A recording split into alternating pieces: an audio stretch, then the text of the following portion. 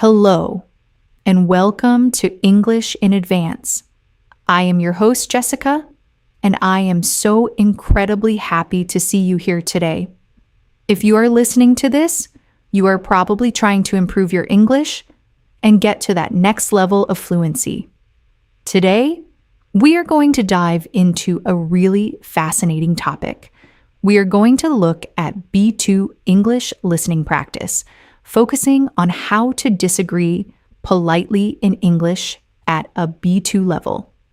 Disagreeing with people is just a normal part of life. We all have different opinions and different ideas about how things should be done. But when you are speaking a language that is not your first language, it can feel really scary to disagree with someone. You might worry that you will sound rude, or that you will accidentally start an argument, or that people will not understand what you are trying to say. You do not need to worry about that anymore, because today I am going to teach you exactly how to sound polite and confident and professional when you do not agree with someone. This is going to be a really great listening experience for you, because we are just going to have a natural conversation. I am going to share some secrets with you about how native speakers handle disagreements. We will go through lots of examples, and I will give you plenty of time to practice in your head so you can really get the feeling of these phrases in your mouth. So grab a cup of coffee or just find a quiet place to sit back and relax, and let us start improving your English together. When you are learning English, you usually start by learning simple words like yes and no. You learn how to say, I agree and I disagree. Those are great words for beginners, but when you reach a B2 level, you need to start sounding more advanced. You need to show that you can handle complex social situations. In real life, you cannot just walk around saying no. You are wrong to people. Even if someone is completely wrong, saying it so directly will just make them angry and defensive. Think about your own native language. I am sure there are polite ways to disagree in your language. You probably use certain phrases or a special tone of voice to soften the blow. English is exactly the same. We have a whole system of phrases and tricks that we use to disagree without hurting the other person's feelings. The most important thing to remember is that in English-speaking cultures, we value harmony. We want to keep conversations friendly. We want to save face. This means that how you say something is often more important than what you are actually saying. You can completely destroy someone's argument, but if you do it with a smile and the right phrases, they might actually thank you for it. That is the level of English we are aiming for today. We want you to be able to express your true thoughts without causing a scene. Let us start by talking about the very first step you should take when you want to disagree politely. Before you even open your mouth to share your different opinion, you need to show the other person that you have listened to them. This is called acknowledgement.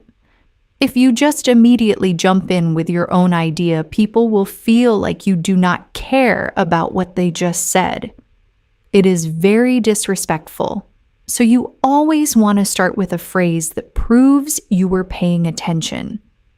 A really common phrase for this is, I see your point. Let me explain why this phrase is so powerful. When you say, I see your point, you are not saying, I agree with you. You are just saying, I understand the idea you are trying to communicate. It lowers the other person's defenses because they feel heard. Imagine you are at work and your colleague suggests launching a new product in the summer. You think winter is a much better time.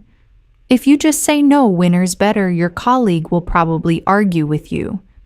But if you say, I see your point about the summer, having good weather, and then you say your idea. It changes the entire energy of the conversation.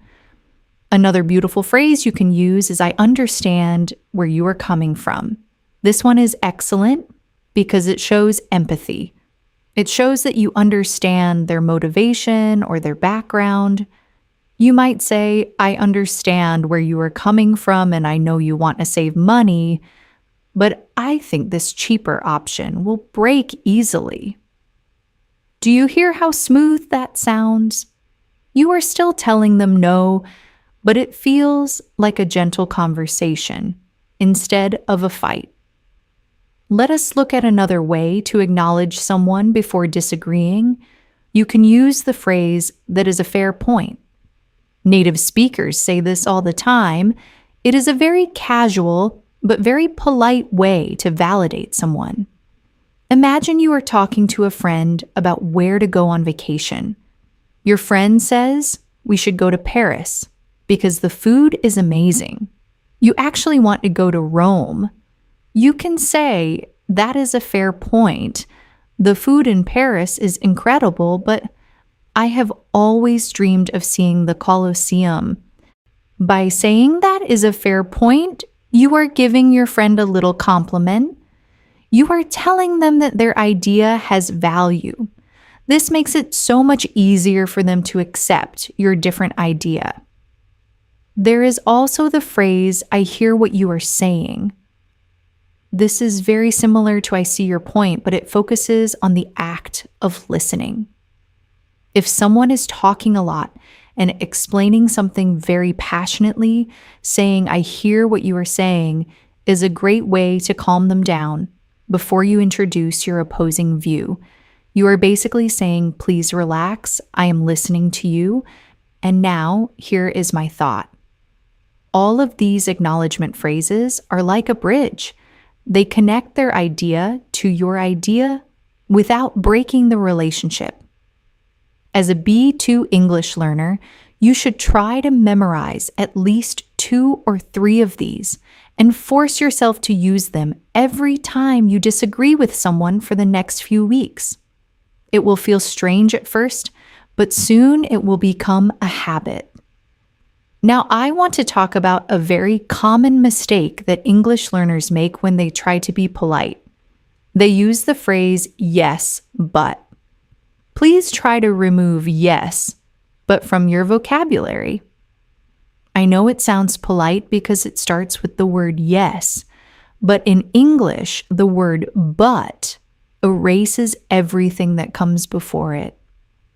If I say to you, your English is really great, but you make a lot of grammar mistakes, you will completely forget the part about your English being great. You will only focus on the criticism. The word but is like a stop sign. It tells the listener to stop feeling good and get ready for bad news. Even if you smile and say yes, but in a sweet voice, it still sounds argumentative. It sounds like you are just waiting for your turn to talk. So what can you say instead of yes, but? You can simply drop the yes and just start with the acknowledgement phrase we just talked about. Instead of saying yes, but I think winter is better, you can say, I see your point about summer, but I think winter is better. Just removing that first word makes it sound so much more mature. Another trick is to replace the word but with the word and. This is a secret technique used by very skilled communicators. The word and does not erase the first part of the sentence. It adds to it. Let me give you an example. Your boss says we need to work late every night this week to finish the project. You disagree because you will burn out. You could say, I understand this project is important and I want to finish it just as much as you do. And I think if we work late every night, we will be too tired to do good work. So maybe we can prioritize the most important tasks instead. Do you hear the difference? By using and you are linking your thoughts together. It feels like you are on the same team trying to solve a problem together rather than fighting against each other. It takes practice to replace, but with.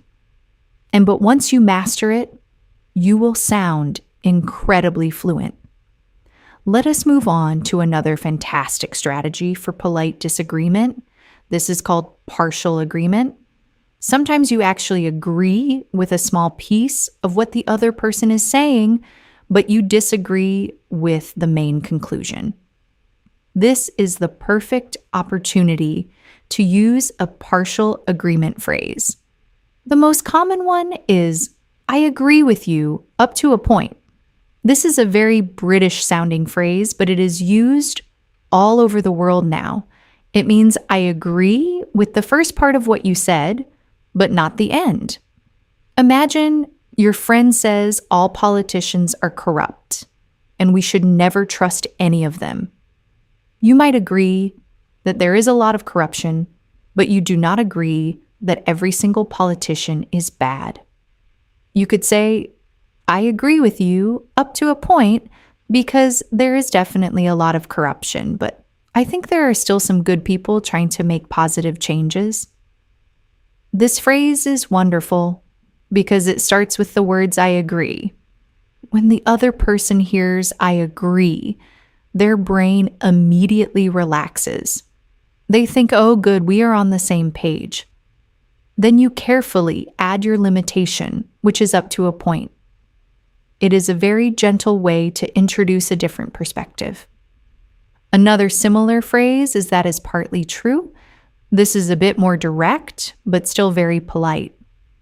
If someone says learning English is impossible, it takes too long, you can say, that is partly true.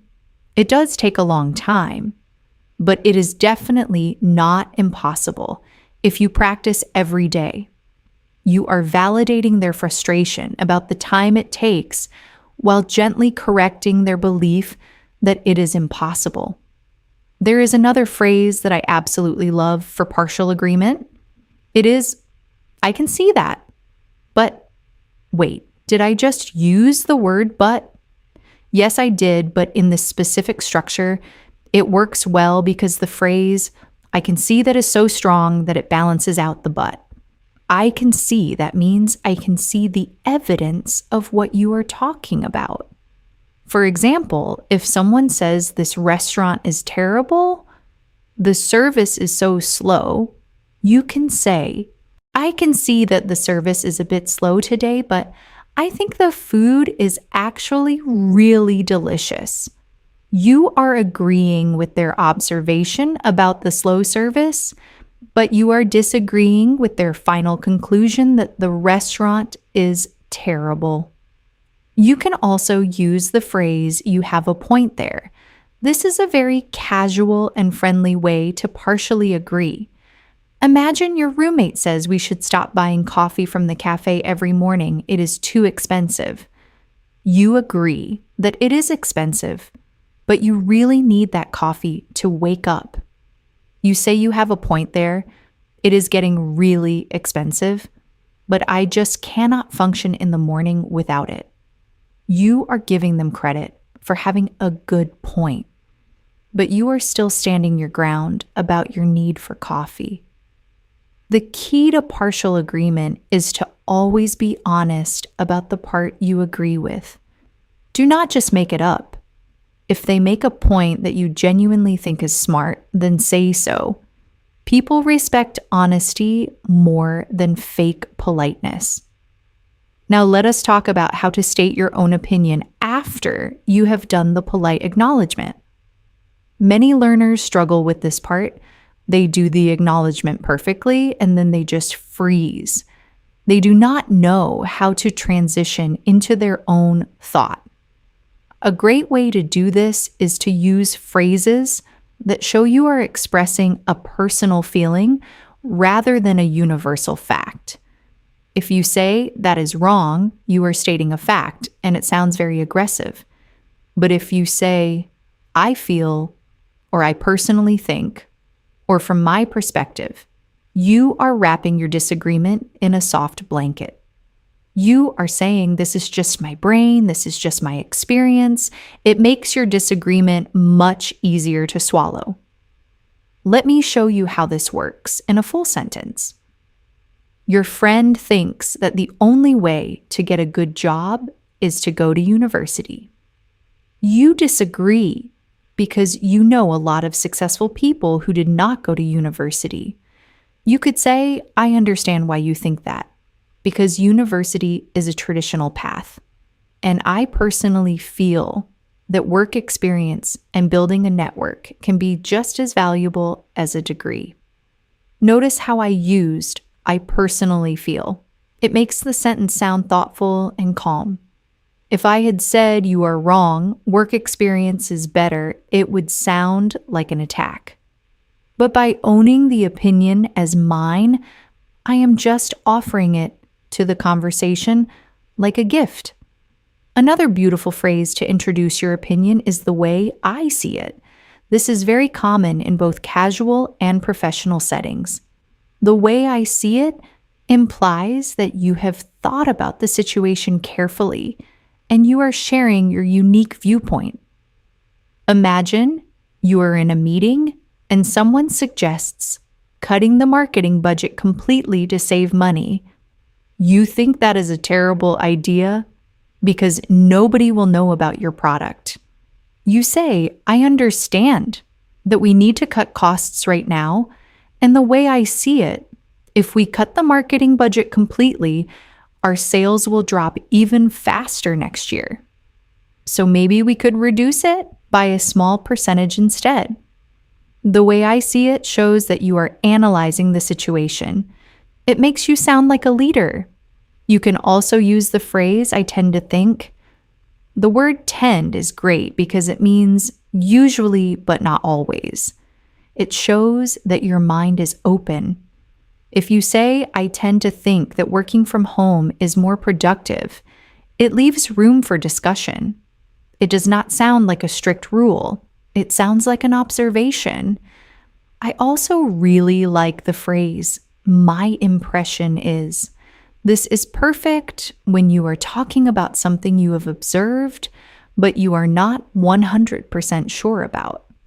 You might say, my impression is that the customers prefer the old design, but we could run a survey to be sure. You are disagreeing with someone who wants to keep the new design, but you are doing it in a very scientific and non-aggressive way. I want you to take a moment right now to picture a situation in your head. You do not need to speak out loud, just think the words.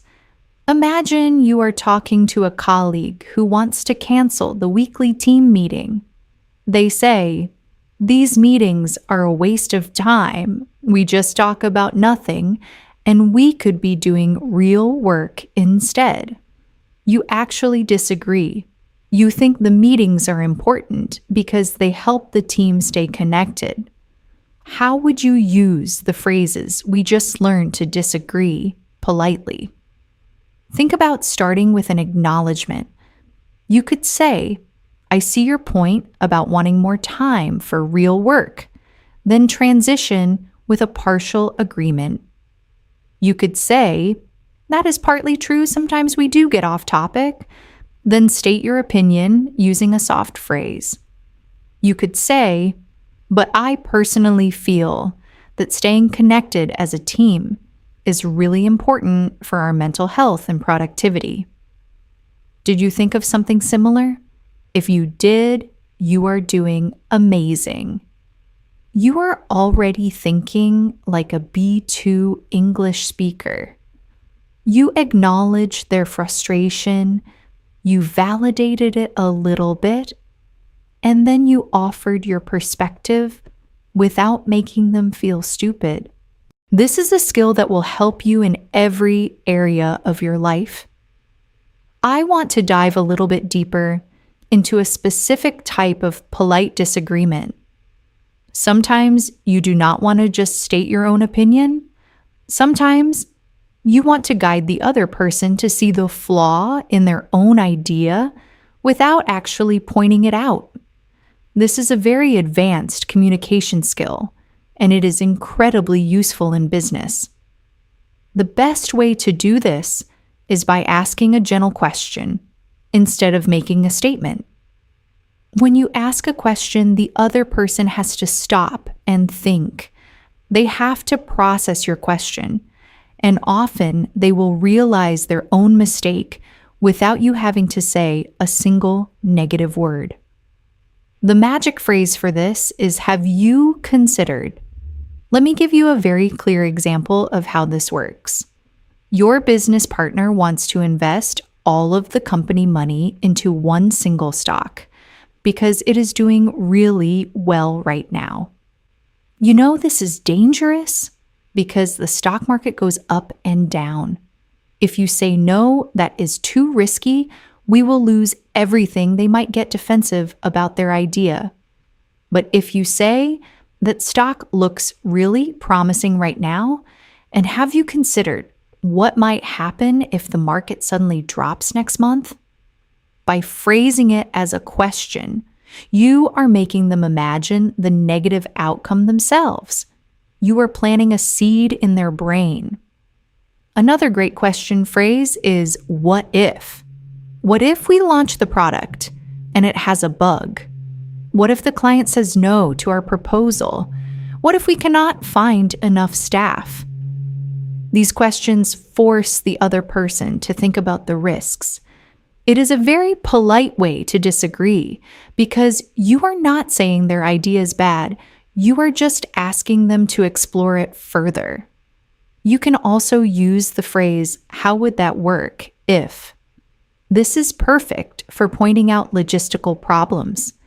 Imagine your friend suggests driving across the entire country in 2 days.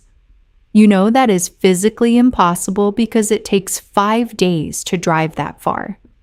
You do not want to call them crazy, so you say, how would that work if we only have 2 days off work and the drive takes 20 hours?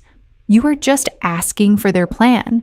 You are highlighting the mathematical impossibility through a simple question. It is much more polite than saying you are crazy that is impossible. Another variation is to say, I am just wondering. I am just wondering how we will pay for this. I am just wondering if we have enough time to finish this. The phrase, I am just wondering, is brilliant because the word just makes it sound small and harmless. It sounds like you are just a curious person asking a tiny question, but actually, you are disagreeing with their plan. You are pointing out a massive hole in their idea, but it feels as light as a feather. Let me put all of this together in one long example so you can hear the flow. Your team is discussing a new advertising campaign. Your colleague says, let us put a huge billboard in the center of the city. You think billboards are a waste of money because everyone looks at their phones now. You say, I can see why a billboard seems like a good idea because a lot of people drive through the center. And I am just wondering if people actually look at billboards anymore since most people are staring at their phones while driving. Have you considered putting that money into social media ads instead, where we can target our exact audience? That is absolute perfection. You were polite, you were curious, and you offered a better solution without once saying the word no. Now, I want to talk about something that is just as important as the words you choose. I want to talk about your tone of voice. You can use the most polite phrases in the English language, but if your tone of voice is angry or sharp or sarcastic, the words will not matter. People will still feel attacked.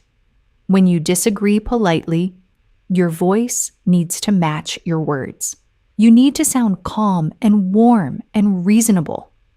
One of the best ways to achieve this tone is to slow down. When we get excited or nervous or angry, we speak faster. Speaking fast sends a signal to the other person that you are emotional. If you slow down your speech, it shows that you are in control. It shows that you are relaxed and thinking clearly. Another trick is to lower the pitch of your voice slightly. A high-pitched voice can sound defensive or whiny. A lower pitch sounds confident and grounded. You should also try to smile slightly when you are speaking. Even if you are on the phone, people can hear a smile in your voice. It warms up the sound waves. And most importantly, you need to use pauses. When someone finishes speaking and you disagree with them, do not jump in immediately. Take a breath. Pause for 2 full seconds. This pause is incredibly powerful. It tells the person, I am not attacking you. I am taking your idea seriously, and I am thinking about it. Then when you finally speak your polite disagreement, it will land much more softly because you created space for it. I also want to give you a warning about a very specific phrase that often gets English learners into trouble. That phrase is with all due respect. Please be very careful with this one. In theory, it sounds very polite. With all due respect means I am trying to be respectful to you. But in modern English-speaking culture, this phrase has been ruined. People use it right before they say something incredibly rude. If someone says to you, with all due respect, that is the stupidest idea I have ever heard the words. With all due respect, do not make it polite. It actually makes it sound worse because it is so obviously fake. It is like saying, I am going to punch you, but I respect you. It does not work. So my advice to you as a B2 learner is to just completely avoid this phrase. You do not need it.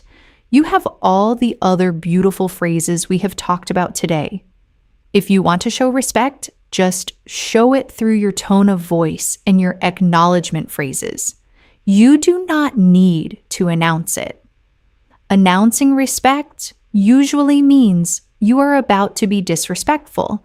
Just keep your language clean and simple and genuine, and people will feel your respect naturally. Let us talk about how this works in specific environments, because the rules change slightly depending on where you are and who you are talking to. Let us look at the workplace because that is where a lot of my listeners need to use their English the most. When you are at work, the stakes are higher. You are dealing with your boss or your clients or your colleagues, and you cannot afford to make a bad impression. In a professional setting, you still use all the polite phrases we talked about, but you also want to sound highly professional. There are a few specific phrases that work like magic in an office environment. One of the best ones is I would like to suggest an alternative. This phrase is fantastic because it completely removes the word disagree from the situation. You are not fighting their idea, you are just offering something new. Imagine your boss says we are going to send out a paper newsletter to all of our clients next month. You think this is a terrible idea because it is expensive and nobody reads paper mail anymore. You could say, I understand that we want to keep our clients updated, and I would like to suggest an alternative. What if we created a short digital update instead? It would save us money on printing, and we could track exactly who is reading it. Look at how professional that sounds. You respected the boss, you offered a solution, and you avoided saying the word no completely. Another great phrase for work is, let us look at this from another angle. This is a very diplomatic way to say you are wrong. It tells the person that you are not attacking them personally, you are just shifting the camera to see the problem differently. If your team is trying to solve a problem and someone suggests a solution that you know will fail, you can say, "That is an interesting approach, and let us look at this from another angle. What if we focus on the root cause instead of just treating the symptoms?" It makes you sound like a strategic thinker. When you are dealing with your boss, you might need to be even softer. Disagreeing with the person who pays your salary is naturally stressful. But a good boss actually wants you to disagree if you have a better idea. They just want you to do it respectfully. A brilliant phrase to use with a manager is, "I have a slightly different perspective." The word slightly is your best friend here. Slightly means just a little bit. When you say, "I have a completely different perspective," it sounds like you are on the other side of a war. But when you say, "I have a slightly different perspective," it sounds like you are standing right next to them, just looking a few inches to the left. It makes your disagreement feel small and manageable. You might say, "I have a slightly different perspective on the timeline. Instead of finishing in 2 weeks, I feel like 3 weeks would give us enough time to properly test the software." Another extremely polite phrase is, "May I share a thought?" You are asking for permission to disagree. This shows ultimate respect for their authority. Even if they are your boss, asking for permission softens the ground. They will almost always say yes, and then you can share your opposing idea. It is a psychological trick that works every time. Let us talk about another tool in your polite disagreement toolkit, and that is the use of softening adverbs. An adverb is a word that describes a verb or an adjective. In English, we use certain adverbs to make our statements weaker and therefore more polite. If you want to disagree, you should try to use words like slightly, or partly, or somewhat, or entirely.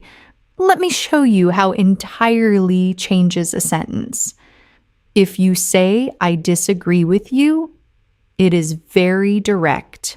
But if you say, "I entirely disagree with you," it actually sounds more polite in a strange way.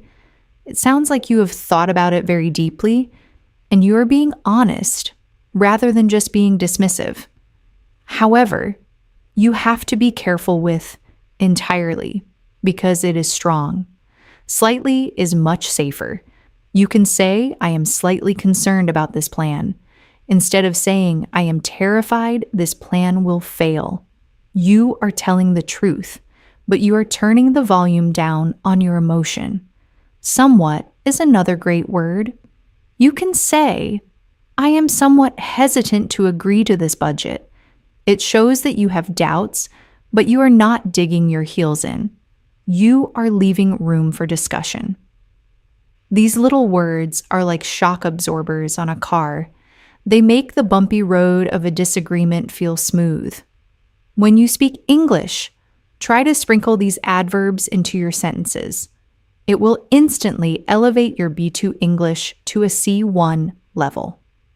Now, I want to shift gears and talk about social situations. Disagreeing at work is one thing, but disagreeing with your friends is a completely different game.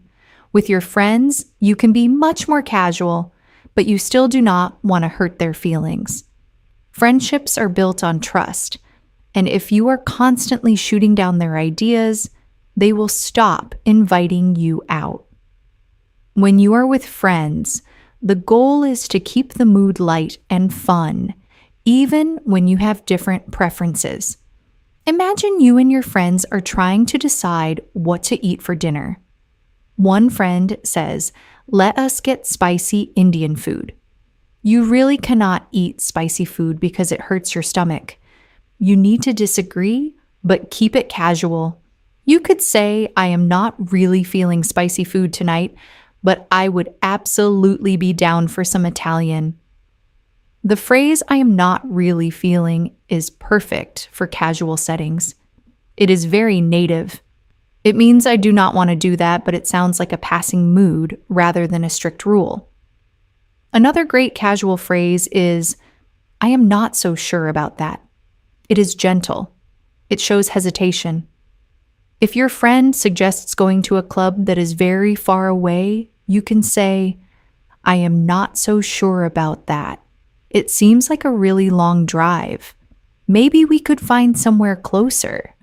You are disagreeing with the location, but you are still participating in the plan.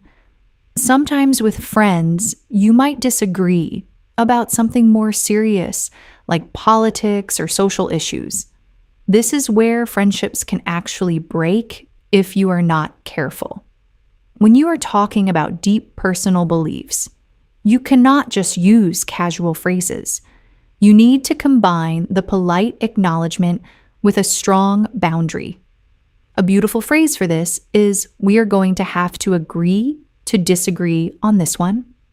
When you say this to a friend, you are basically saying, I value our friendship more than I value winning this argument. It is a very loving thing to say, even though you are disagreeing. You can also say, I respect your view on this, even though it is different from mine. This validates them as a person. You are separating their opinion from their identity. You are saying, you are a good person, and I like you. I just do not agree with your thought on this specific topic. If more people in the world could do this, there would be a lot fewer arguments. Another wonderful thing to say to a friend is, I never thought about it that way before. This is not exactly a disagreement, but it is a brilliant pause button.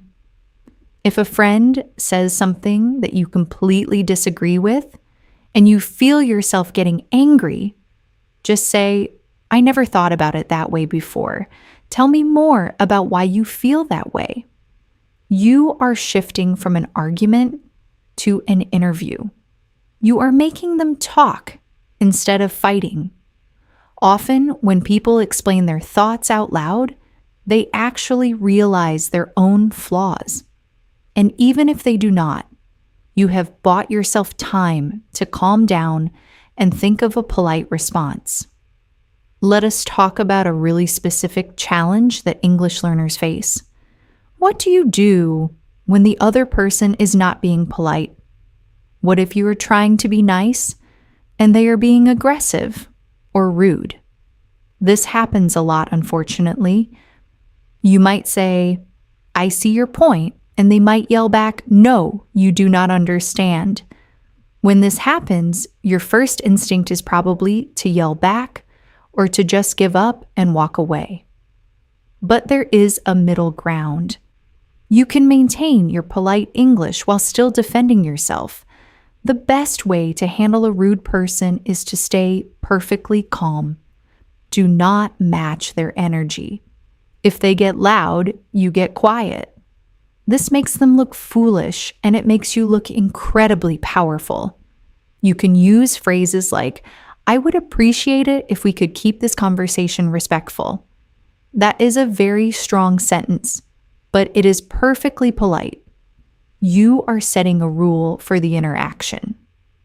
If they interrupt you constantly, you can say, I am happy to listen to your thoughts, but I would like to finish mine first. If they start making personal attacks, instead of talking about the actual issue, you can say, let us try to focus on the problem and not on each other. These phrases show that you are in control of your emotions. They show that you are a leader. You do not need to raise your voice to be heard. In fact, lowering your voice makes people lean in to listen to you. I want to share a story with you about a time when staying polite saved me from a very uncomfortable situation. I was at a coffee shop and I was waiting in a long line. A man walked in and he skipped the entire line and stood right at the counter. Everyone in the line was looking at him, but nobody said anything. I knew I had to say something because it was not fair to the people who had been waiting. I could have said, "Excuse me, you need to go to the back of the line." That is true, but it is aggressive, and it could have caused a huge shouting match in the middle of the coffee shop. Instead, I walked up to him calmly and smiled, and I said, "I am so sorry to bother you, but I think the back of the line might be over there." I pointed to the end of the line by saying I am so sorry to bother you, and I think I made my statement incredibly soft. I gave him a way to save face. He looked at me, and then he looked at the line of people, and he turned a little red and said, "Oh, I did not realize my apologies." And he walked to the back of the line. If I had been rude, he probably would have argued with me and made up an excuse about being in a hurry. But because I gave him a polite exit, he took it. Politeness is not a weakness. It is a strategic tool. It is a way to get what you want without creating enemies. Now let us explore some really useful English idioms that are related to disagreement and compromise. Learning idioms is essential for reaching a B2 level because native speakers use them constantly. If you can throw an idiom into the middle of a disagreement, you will sound amazingly fluent. The first idiom I want to teach you is to see eye to eye. If two people see eye to eye, it means they agree on something. So when you disagree, you can use the negative form. You can say, "I am afraid we do not see eye to eye on this issue."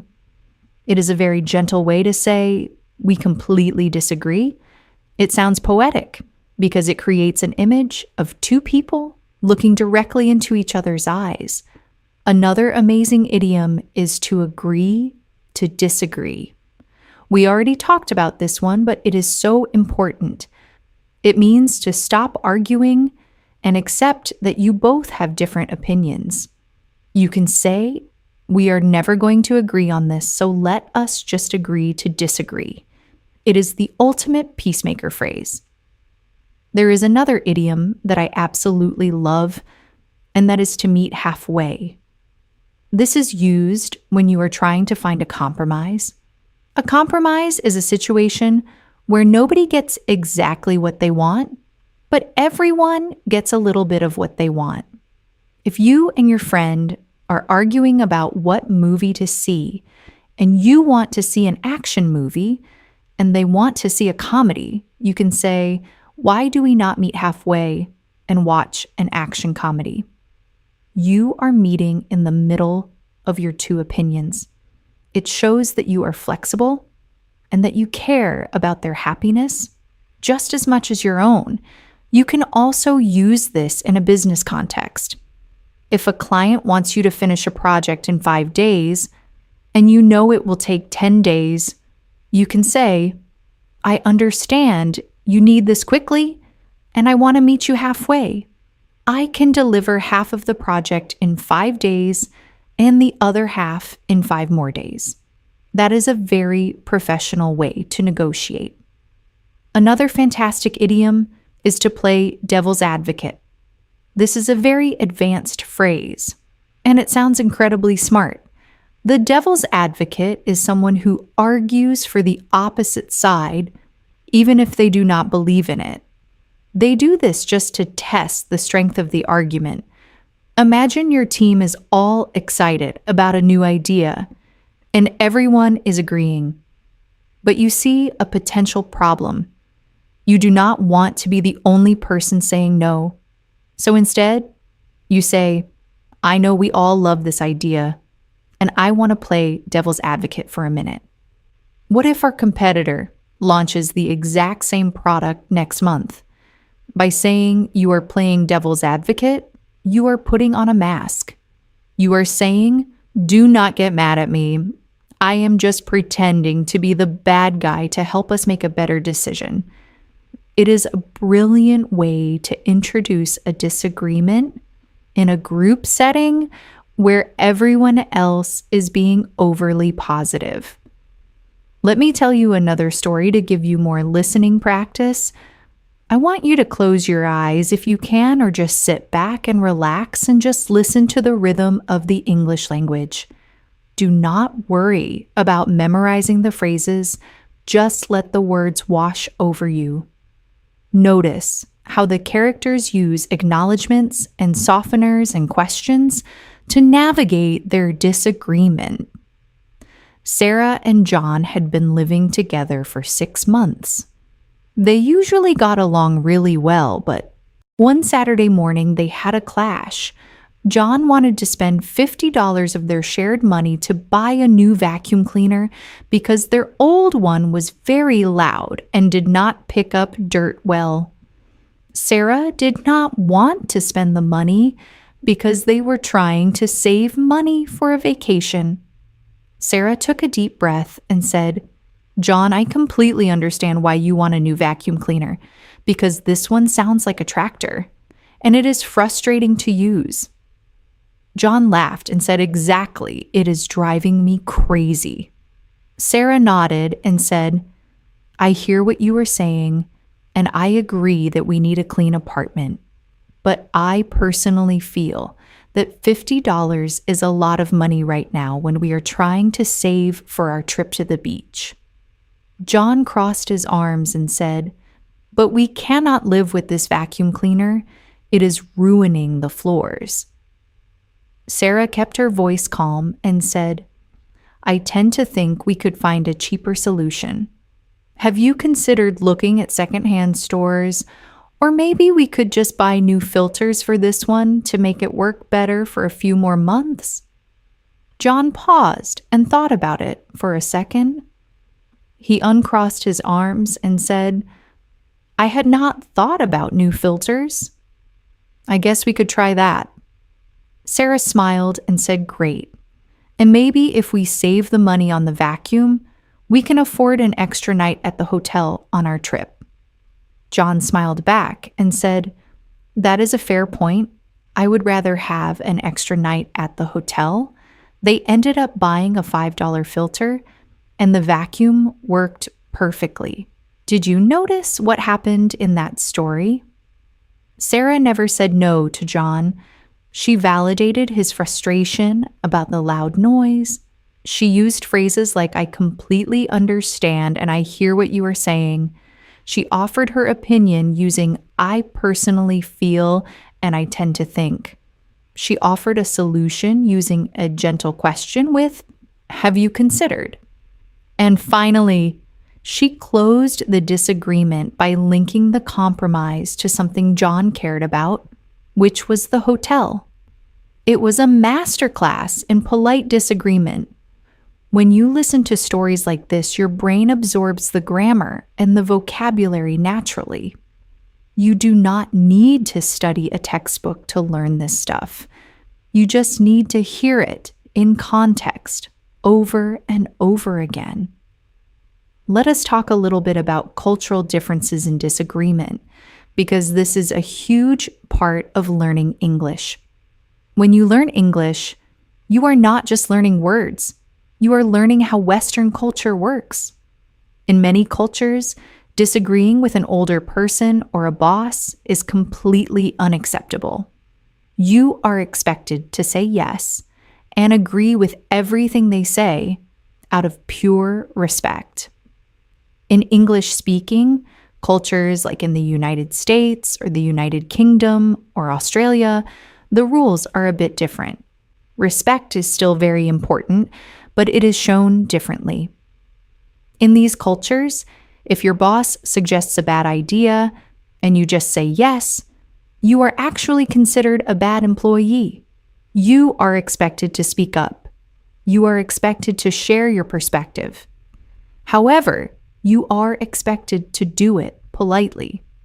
So you have to find that perfect balance between being honest and being respectful. This is why the phrases we are learning today are so incredibly valuable. They allow you to participate in the Western style of communication without breaking the rules of politeness. You can look your boss in the eye and say, I have a slightly different perspective, and they will respect you for it. They will think, wow, this person is confident and smart. But if you use these exact same phrases in a culture where direct disagreement is forbidden, you might get in trouble. So you have to use your judgment. You have to read the room. But as a general rule for English-speaking environments, the strategies we are discussing today are the golden standard. I also want to touch on the power of silence again because I really cannot stress this enough. Silence is a tool. Most people are terrified of silence in a conversation. They feel like they need to fill every second with words. But when you disagree with someone, a pause is your superpower. When they finish speaking and you disagree, do not rush to reply. Just look at them and wait for 3 seconds. Those 3 seconds will feel like an eternity to you, but to them, it will feel like you are weighing their words carefully. It shows deep respect. And often, the other person will start talking again during the silence, and they will actually weaken their own argument. They might say, well, it is just an idea, or I know it is not perfect. The silence draws out their humility.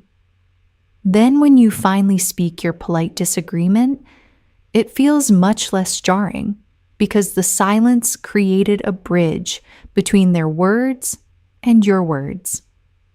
Try practicing this silence today. When someone asks you a question or makes a statement, just wait 1 extra second before you reply. You will be surprised at how much power it gives you.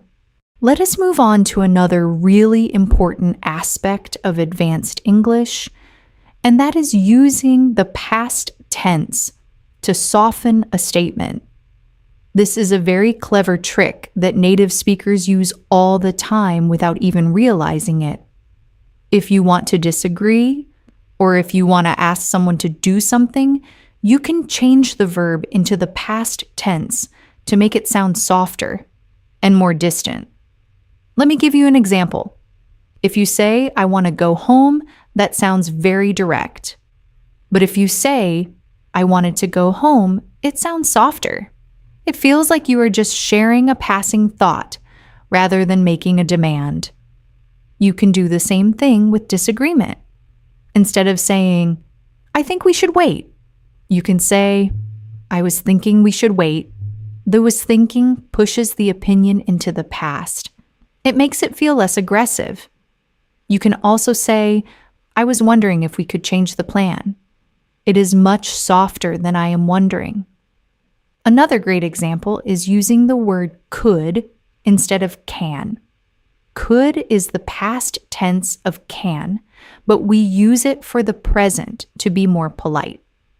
Instead of saying, can you send me that file? You say, could you send me that file? It is a tiny change, but it makes a massive difference in how polite you sound. You can also use might instead of will. Instead of saying that will cause a problem, you can say that might cause a problem. And might is less certain. It leaves room for error. It shows that you are not perfect. You are just a human being sharing a thought. All of these tiny grammar shifts are what separate a beginner speaker from an advanced speaker. It is not about knowing big, complicated words. It is about knowing how to bend simple words to make them sound gentle. I want you to picture another scenario in your mind to make sure all of this is sinking in. Imagine you are in a video meeting with your team. Your manager says, I think we should stop doing group meetings and just communicate by email from now on. It will save us a lot of time. You completely disagree with this. You think group meetings are essential for team spirit, and you think email communication causes misunderstandings. Take a second and build your response in your head. You need to start with acknowledgement, so you might say something like, I understand that emails are faster and we are all very busy. Then you need to transition. So you might say, I tend to think, or I have a slightly different perspective. Then you need to state your reason. So you might say, I feel that face-to-face meetings help us connect as a team and avoid confusion. Then you need to offer a solution. So you might say, have you considered reducing our meetings to just once a week instead of canceling them completely? Put it all together and hear how it sounds in your head. I understand that emails are faster and we are all very busy, and I have a slightly different perspective. I feel that face-to-face meetings help us connect as a team and avoid confusion. Have you considered reducing our meetings to just once a week instead of canceling them completely? If your mental response sounded something like that, then you have completely mastered this lesson. You are ready to go out into the real world and handle any disagreement with grace and confidence. Before we completely close this massive lesson today, I want to touch on one more really modern challenge that you will definitely face as an English learner. We have talked a lot about disagreeing in person and over the phone, but what happens when you need to disagree in writing? Sending an email or a text message is completely different from speaking face-to-face because the other person cannot hear your tone of voice. They cannot see you smiling or see your relaxed body language. When you write words down, they can easily sound cold or angry, even if you do not mean them that way. This means that when you disagree in an email, you have to be even more careful with your word choices. You cannot rely on your voice to save you, so the words themselves have to do all the heavy lifting. When you write a polite disagreement, you should still start with an acknowledgement, but make it a little warmer. You might write, "Thank you so much for sharing your ideas on this. I really appreciate your perspective." Just adding a simple thank you, and "I really appreciate" softens the entire message. Then when you state your disagreement, you can use phrases like, "I am not sure I fully agree with that approach," or "I have a slightly different take on this." The phrase "a slightly different take" is very common in modern business emails. It means a different perspective or a different interpretation. You might also use the phrase just to play devil's advocate for a moment, which we learned about earlier. It works beautifully in emails because it shows you are just exploring an idea, not attacking their work. When you are writing your disagreement, you also want to make sure you do not use too many capital letters or exclamation points because that makes the email look aggressive. Keep your punctuation very calm and simple. End your email with a collaborative sentence to show that you still want to work together. You could write, "I would love to hear your thoughts on this alternative," or "let us chat about this on a quick call tomorrow so we can find the best solution." Inviting them to a call is a brilliant trick because it moves the disagreement out of the written word, where it is dangerous, and back into the spoken word, where you can use your friendly tone of voice to fix any misunderstandings. Text messages are even shorter, so you have to be even more careful. If a friend texts you a terrible idea for the weekend, do not just text back, "No, that is boring." You could text back, "Haha, I see what you mean, but I was kind of hoping for something more relaxing. What do you think about just watching a movie?" Using words like "kind of" and "haha" help to keep the text message feeling friendly and casual. It is amazing how much extra work you have to do in writing to make sure people know you are being nice. But once you learn these little writing tricks, you will be a master of English communication in every single format. Let us do one final deep practice session together to really lock all of this into your brain. I want you to imagine a very realistic business lunch scenario. You are sitting at a nice restaurant with a very important client. This client wants to give you a lot of money, but they are asking for something that is almost impossible for your company to deliver. They want the entire project finished in just 1 week. You know your team needs at least 3 weeks to do a good job. If you say no, we cannot do that, you might lose the client and the money. If you say yes, we can do that, you will deliver a terrible product and ruin your company reputation.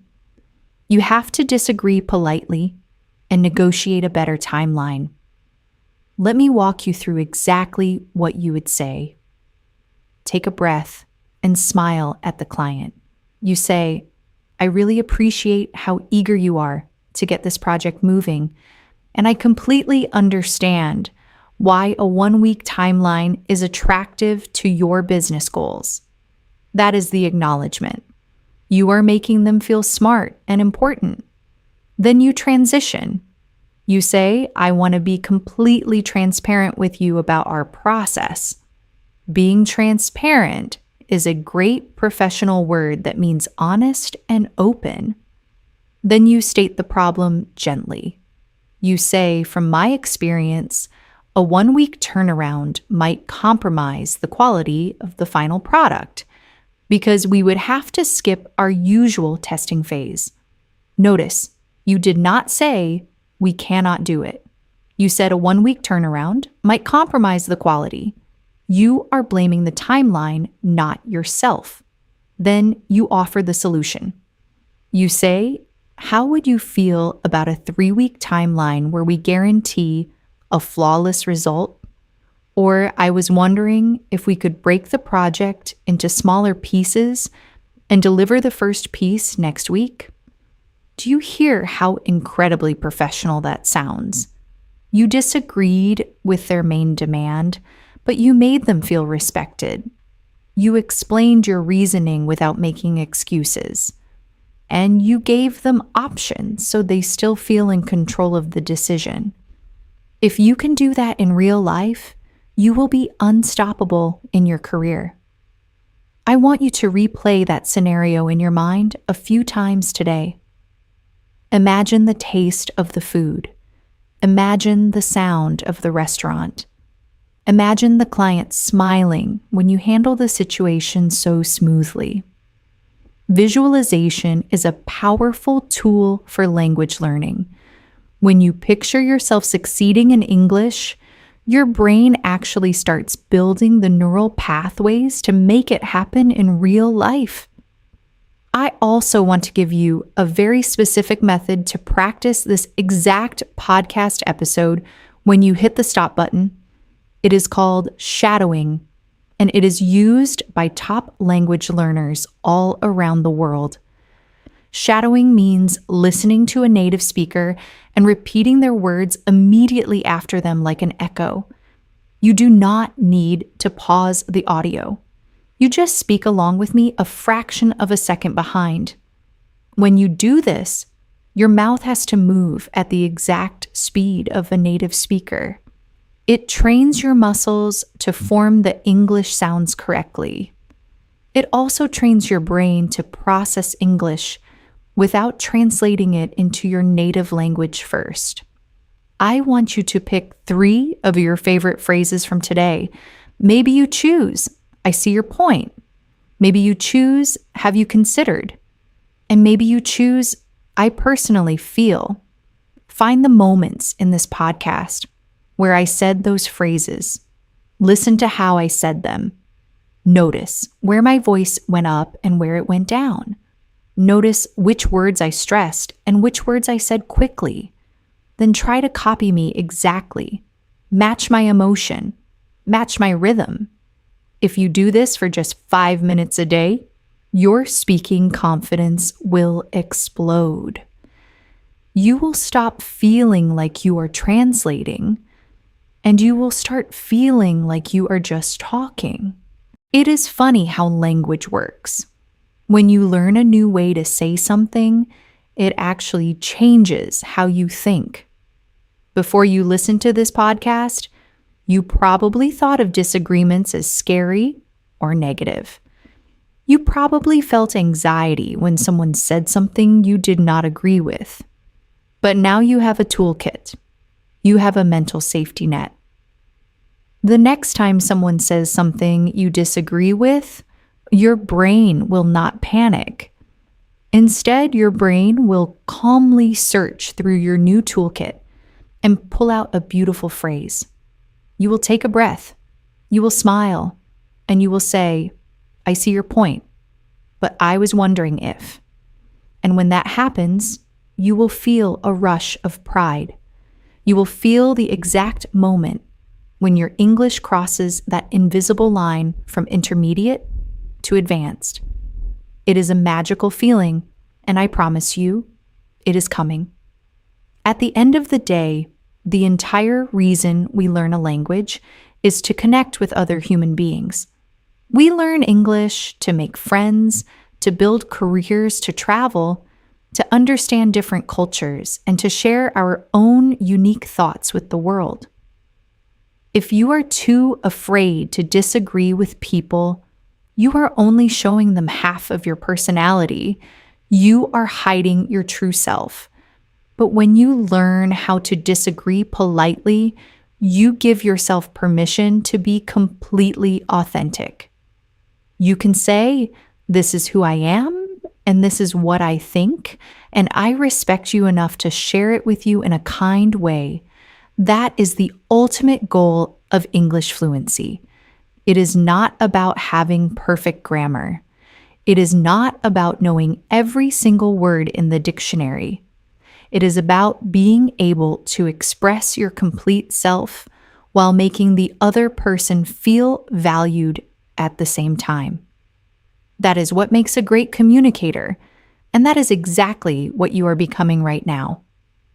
I cannot believe how much ground we have covered today. We started with a simple acknowledgement, and we ended up talking about psychology and body language and email writing and negotiation strategies. You have absorbed a massive amount of English today, and your brain might feel a little tired. That is a good thing. That tired feeling means you are growing. I want to thank you from the absolute bottom of my heart for spending so much time with me today on English in Advance. It is an honor to be your English teacher and your friend on this journey. Remember to subscribe to the podcast so you never miss a lesson. Leave a review if you are listening on Apple Podcasts or Spotify, because those reviews help other learners just like you find this show. Share this episode with your friends, your classmates, your family members. Let us build a huge community of polite, confident English speakers together. You can always find me on our social media pages, sending out daily tips and answering your questions. Keep practicing, keep listening, keep shadowing, and keep being brave enough to share your true thoughts with the world. I am Jessica, wishing you a beautiful rest of your day and an incredible rest of your English journey. You have got this, and I will see you in the next episode. Bye for now.